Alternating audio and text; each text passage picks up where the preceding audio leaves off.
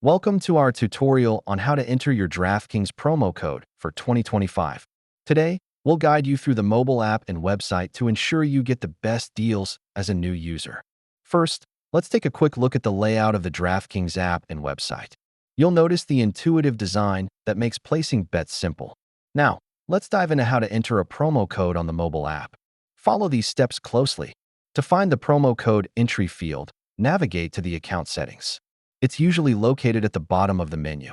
For users on the DraftKings website, locating the promo code input box is just as easy. Look for it during the registration process or in your account settings. Here are some helpful tips. Always check for typos. Ensure the promo code hasn't expired, and remember that some codes are case-sensitive. If you encounter issues, verify your internet connection and make sure you are using the correct code for the specific promotion. Don't miss out on the exciting current promo offers.